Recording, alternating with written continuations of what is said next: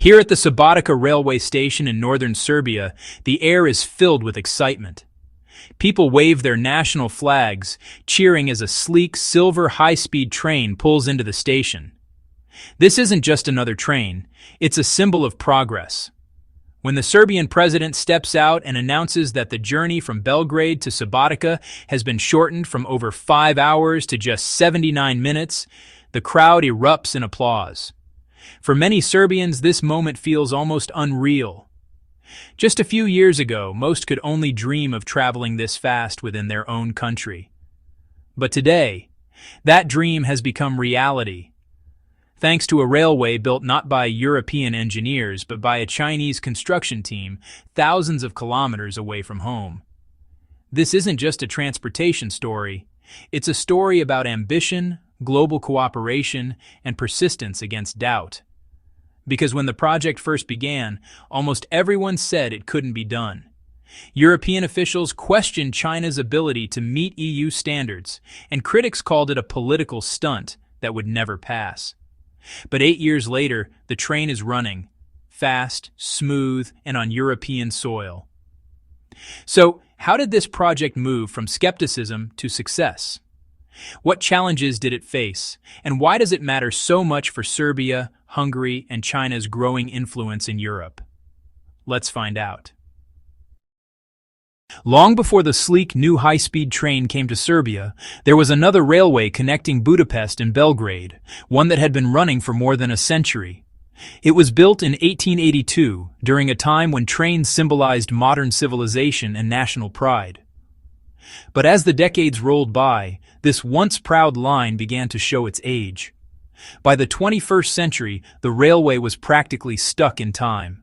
The tracks were worn out, the bridges and stations were falling behind modern standards, and nearly 90% of the route was single track, meaning trains could only travel in one direction at a time. As a result, the average speed dropped to less than 40 kilometers per hour. That's slower than most cars on a city road today.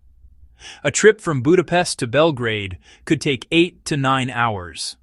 A long, tiring journey that frustrated travelers and businesses alike. Imagine spending an entire workday just to travel between two neighboring capitals that are only about 340 kilometers apart, roughly the same distance as New York to Washington, D.C. But the problem wasn't just inconvenience. This outdated system was holding back trade and economic growth between Hungary and Serbia. Both countries were trying to expand their industries and improve cross-border logistics, yet their main transport artery could no longer keep up. It became clear, if they wanted to stay competitive and connect more deeply with the rest of Europe, the old railway had to be reborn. That's when a bold new idea started to form. A plan to completely rebuild the century-old line into a modern high-speed railway that could transform regional transport forever. By 2013, both Hungary and Serbia realized that their old railway wasn't just outdated, it was holding them back.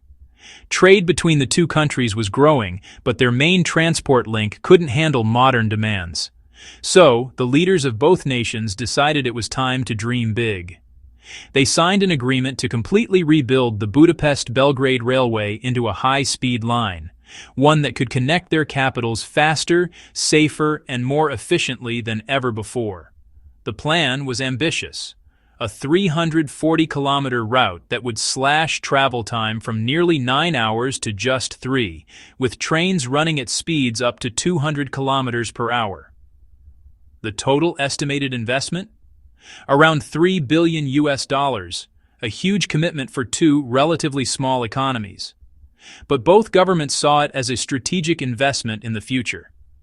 It wasn't just about faster trains.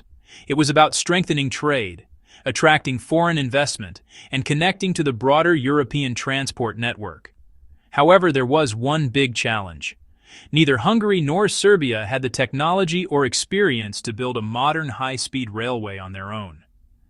They needed a partner, one that could deliver world-class engineering, handle complex terrains, and do it all within a reasonable budget. Soon, international companies from all over the world began to show interest. European, Japanese, even some American firms. But after months of reviews, cost comparisons, and technical evaluations, an unexpected name rose to the top: a Chinese company. At first, many people were skeptical. How could a company from China, a country outside the European Union, win a massive infrastructure project right in the heart of Europe? Yet that's exactly what happened in 2014, and it would go on to change everything. When the bidding process ended in 2014, the results shocked many observers across Europe. Against all expectations, a Chinese company had won the contract to build the new high-speed railway linking Budapest and Belgrade. At that time, few believed China could compete with Europe's long-established engineering giants. Western firms had dominated large infrastructure projects for decades, and China's high-speed rail technology was still considered new by European standards. Many assumed the Chinese proposal would be dismissed early in the process, but instead it won, and not by chance. Serbia's decision came down to three key factors: reliability, efficiency, and experience. By then, China had already built the largest high-speed rail network in the world, stretching over 40,000 kilometers, enough to circle the Earth. Its engineers had mastered building through mountains, deserts, and extreme climates, challenges that made the Balkan terrain seem manageable. For Serbia, that experience was invaluable. The country needed a partner who could deliver on time and on budget, something China had become famous for. Western companies often took years just to plan and approve projects, while Chinese builders could move from blueprint to construction in record time. Beyond technology, there was also political trust. China had been steadily strengthening ties with Central and Eastern European countries under its Belt and Road Initiative, a global infrastructure plan aimed at connecting Asia with Europe and Africa through roads, ports, and railways. Serbia saw this partnership as a chance to modernize quickly and attract more Chinese investment in the future. So, in November 2013, the prime ministers of China, Hungary, and Serbia officially announced the project's launch, forming a joint task force to get it moving. Within 3 years, an incredibly fast pace for a multinational project, construction began. But winning the contract was only the beginning. Ahead lay a series of challenges no one had fully anticipated, especially when the project ran headfirst into Europe's strict rules, regulations, and skepticism.